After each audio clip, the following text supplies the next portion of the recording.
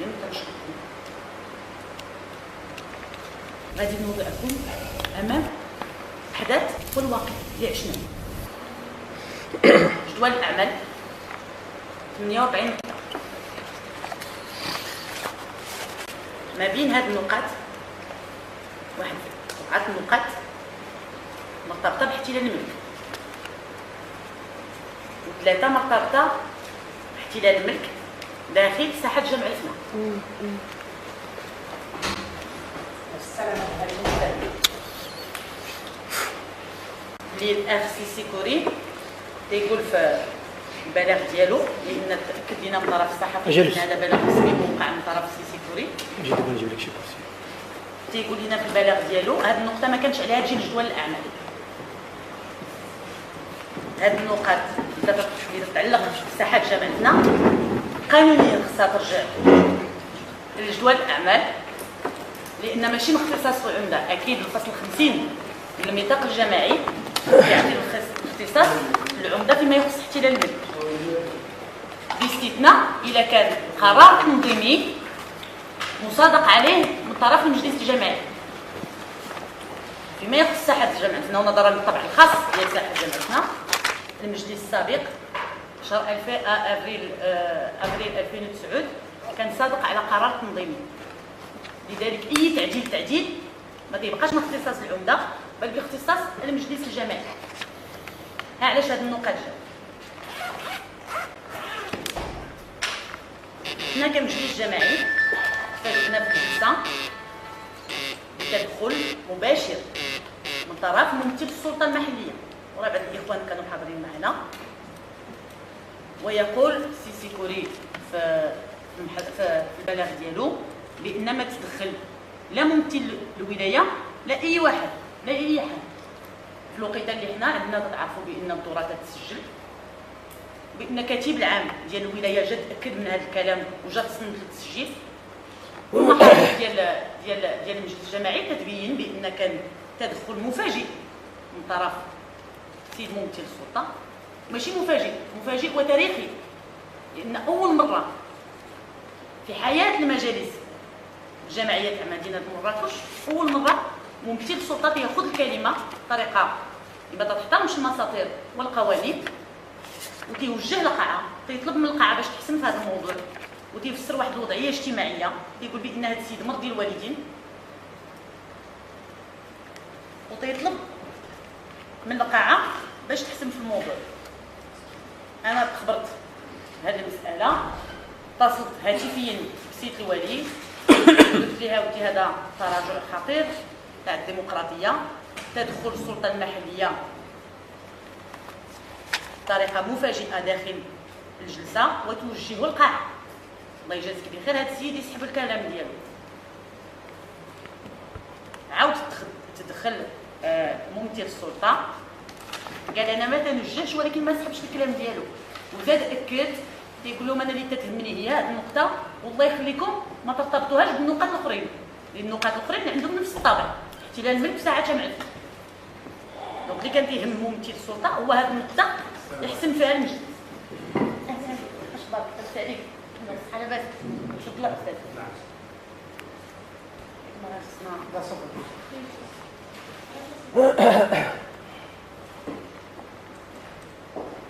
رفعت الجلسه، استدعى لان الجو ما بقاش ديال العمل، استدعى الرئيس اللي كان رئيس الجلسه باش تاجل الدوره اللي الجلسه اللي من بعد، وفوجئنا عاوتاني بحضور نفس ممثل السلطه، رغم ان انا اتصلت بسيد الوالي وطلبت منه باش يدير موقف.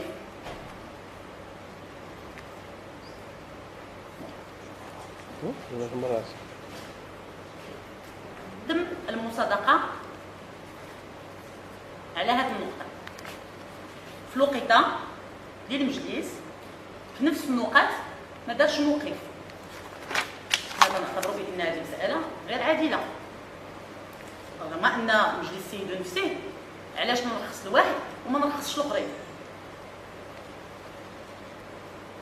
راسلت سيد الوالي في الموضوع، تنخبروا بهذا الشيء اللي قلت لكم بان هذه النقاط قانونيه وجات بقوات القانون في جدول الاعمال ديالنا، وبان تمت المناقشه وفوجئنا بتدخل ممثل السلطه وتنعتبر تراجع الديمقراطيه خطير فقط.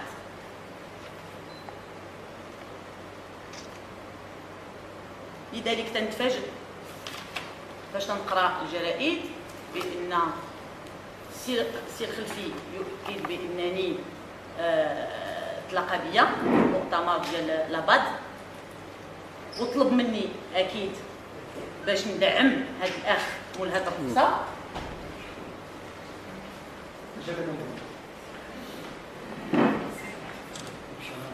ما حنا في بدايه هذه المساله اللي كانت يهمنا هو نخبروا فقط السلطات المحليه بانه تخرق القوانين والقواعد وبان كان تدخل غير سليم واللي ما يامنش المؤسسات الديمقراطيه اللي هي مؤسستنا.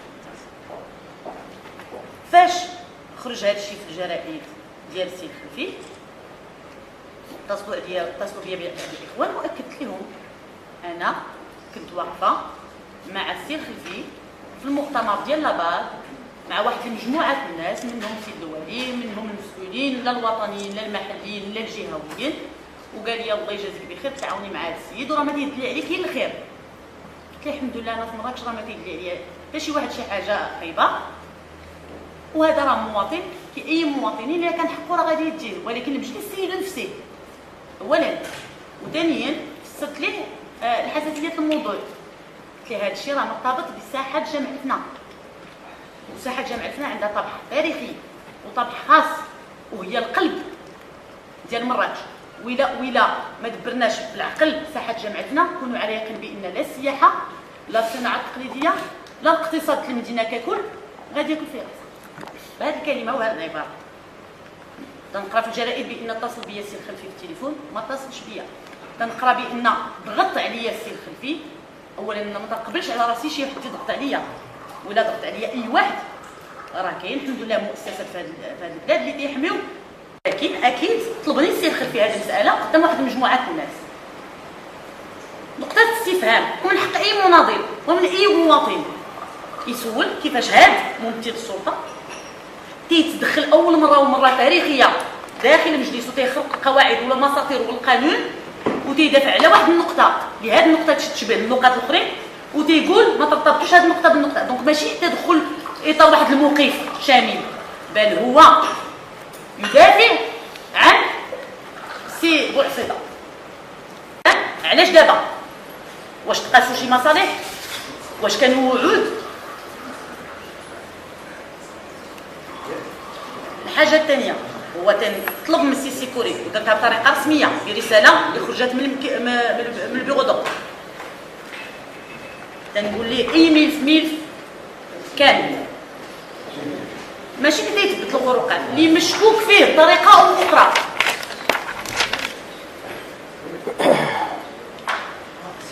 يرفعوا المجلس الجهوي للحسابات وجميع مؤسسه اللي مسؤوله عن مراقبه هذه المؤسسه. واذا تثبتوا عليا خروقات انا مستعده للمحاسبه لان نهار جيت والتزمت وتعاقدت مع المواطنين ديال هذه المدينه كنت غاديه بهذا المنطق الاصلاح العمل الجدي والمحاسبه في النهايه. ولكن الا ما تثبتوش الخروقات اللي قال السي هاد الخروقات اللي هضر عليها او خروقات اخرى الا ما تثبتوش هاد الخروقات انا تنخلي راسي الحق باش نتابعوا قضائيا.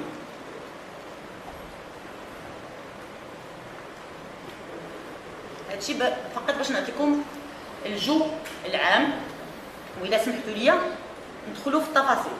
تيقول في هذا المقال ديالو ولا البلاغ ديالو ولا ما عرفنا كاع شنو هكا تيقول السلطه ما تدخلاتش. اول كذبه وكذبه هذه مثبته بتسجيل دونك السلطه اكيد تدخلات. تيقول بان كاين اتفاقيات وشراكات مشبوهه وتيسول واش الياس العمري ولا الباكوري هما اللي وراء هذه الاتفاقيات المشبوهه. اولا يسيرني حد. الحاجه الوحيده اللي تتسيرني هي القانون والمنفعه العامه في اطار قانوني. الحاجه الثانيه، انا وهادشي انعكس مع واحد مجموعه المسؤولين السياسيين، ما عمرني تندير الخلط ما بين الصفه الحزبيه وتدبير الشأن العام. والدليل على ذلك راه واحد في الاخوان خرج في الجريده ديالو واحد الحوار وقع بيني وبين واحد المواطن في سيدي ميمون، وتيقول صحابو حنا في حمله انتخابيه، قال لي شنو هو حزبك؟ قلت لي حزبي هو مراكش. وراه واحد في الاخوان تاع الصحافه كتبها. دونك انا ما عمرني كندير الخلط ماشي نفع، ما عمرني تندير الخلط ما بين مسؤوليتي كعمده ورئيسه الجميع، واكيد انا مناضله داخل الحزب وقياديه داخل الحزب، عضوه من المكتب السياسي لحزب الاصاله والمعاصره، ولكن الخلط او توجيهات من طرف حزبي ما عمرهم تيجيو على طريق تدبير الشأن المحلي.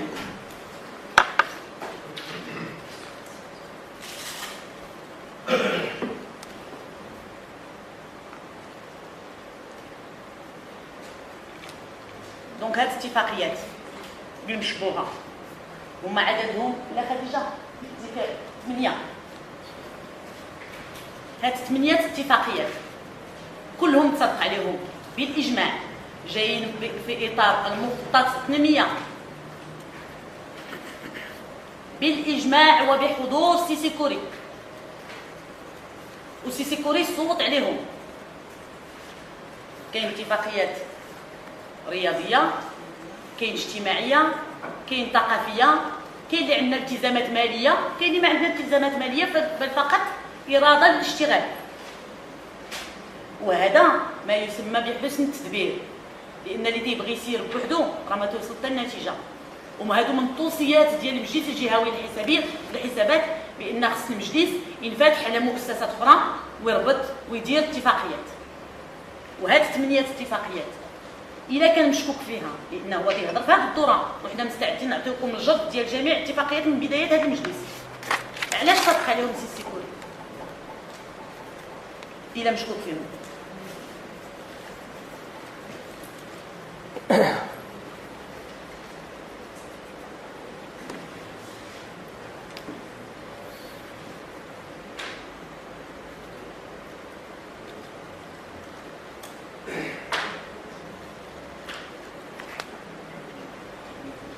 النقطة الثالثة اللي تيقول في البلاغ ديالو مرتبطة بالفصل 50 والمادة 50، راه وضحت لكم بطريقة إظهارية، راه اقتنع الجميع بأن أي قرار تنظيمي ما يقدر يتأجل إلا بقوة المجلس. النقطة الرابعة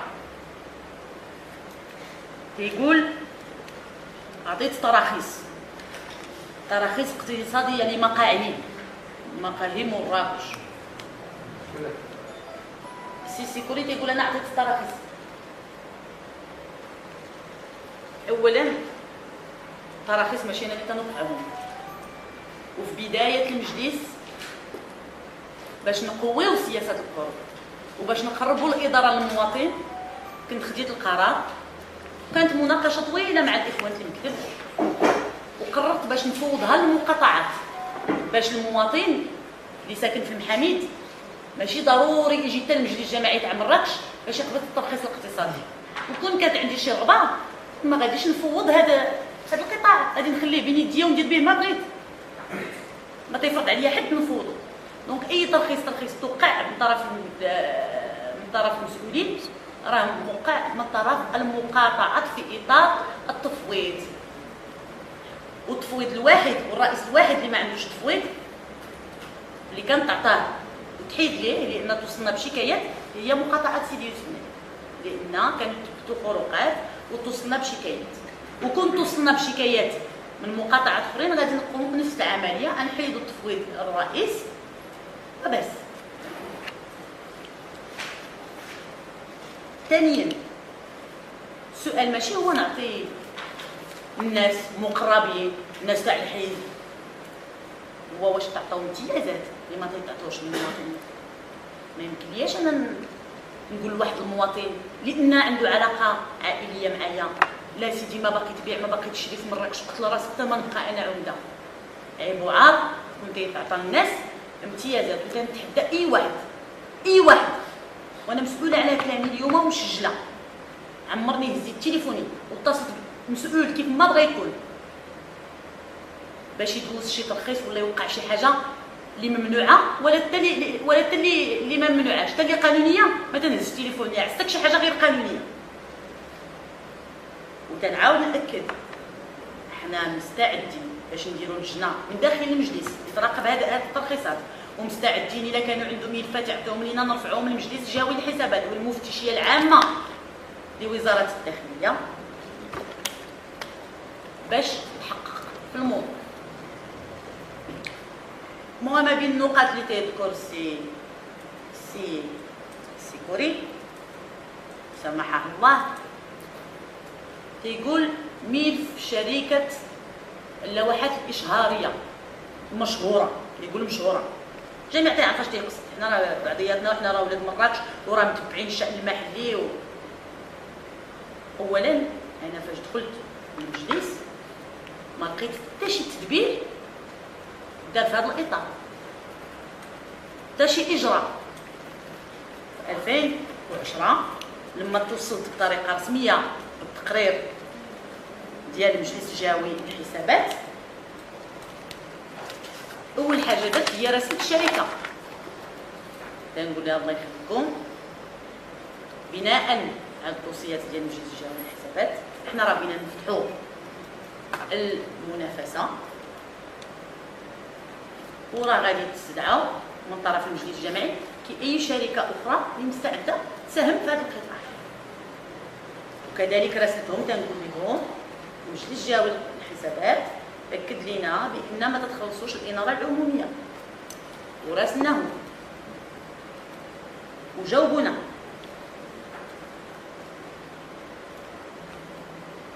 تيقول سي كوري كان علينا نديرو كناش تحملات.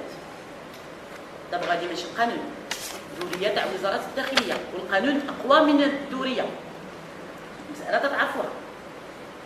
القانون تيعتبر هذا الاحتلال الملك تاع اللوحات الاشهاريه احتلال الملك عادي، وكان يمكن لي انا اي واحد جا عندي نوقع عليه ونقول لي سير علق اللوحه. ورغم ذلك كنا حنا بغينا نحطوا واحد الاطار قانوني واضح نزيه شفاف اللي غادي يسمح لنا حتى الا عطينا رخص في اطار المنافسه يكون داكشي مضبوط. واستشرت مع الاخوان ديالي المسؤولين في المدن، لا اكادير لا رباط لا الدار البيضاء لا فاس داروا قرار تنظيمي بنفس الطريقه باش درناه. فاش سولتهم علاش ما مشيتوش في اطار كناش تحملات تيتبين بان دوريه وزير الداخليه تتشرط كناش تحملات بتخطيط ان بلان دافيشاج سمينو هكا في الدوريه ان بلان دافيشاج. ما كاينه حتى شي مدينه في المغرب اللي لحد الساعه دارت البلان دافيشاج ديالها. حنا في انتظار نطلقوا في البلان دافيشاج. واش غادي نضيعوا الوقت نخليو الشركه مستغله بوحدها؟ لا، قلنا غادي ندوزو قرار تنظيمي كيف داروا المدن الاخرى. ثانيين في اكادير اللي متبع شويه هذا الموضوع، في اكادير الرئيس انطلق كناش تحملات، والشركه الواحده اللي جات شركات هي هذه الشركه اللي مستغله اليوم في مراكش. ولذلك عاود النظر في قرارو ديال كناش تحملات ومشى قرار تنظيمي والمبالغ محدده من طرف المجلس الجماعي. حنا كمكتب فقط تنعطيهم مقترح، وهذه النقطه تناقشت داخل اللجنه وتناقشت داخل المجلس وتصادق عليها بدون توجيه. ما قدرش يدير واحد الكلمه في هذا الموضوع. وحنا قلنا اشنا هي وجهه النظر ديالنا وانطلقنا في العمليه. دونك هذه المساله انا تنقول راه بعض الاخوان معايا اليوم في المجلس راه كانوا في المجالس السابقه ما جاتهم تهضر حتى جيت انا. وعلاش هذا الموضوع ما هضر عليه حتى لا في اكادير لا في فاس لا في الرباط لا في الدار البيضاء اللي غاديين بنفس الطريقه اللي غاديين بها حنا اليوم. ثالثا حنا راه غادي نفتحوا المنافسه، غادي يجيو الشركات، وهاد الشركه مازال ما جاوباتنا قالت لنا واش هاد المبالغ اللي وضعنا حنا واش هي مستعده لهم ولا ما مستعداش، واش مستعده تشارك ولا ما مستعداش تشارك، لان عاودنا النظر في هذوك المبالغ. راه تسنى من واحد المبلغ بسيط ل 20,000 درهم كل لوحه. وهذا احتفاظ على الشفافيه وعلى مداخل المجلس الجماعي.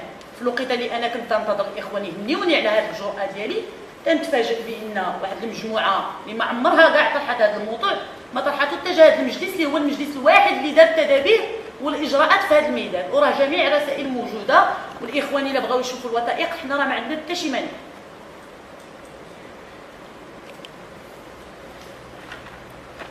وكيف قلت لكم مالهم بقاو ساكتين على هذه الطرقات. مارسي سيكوري ما عمروه غضب.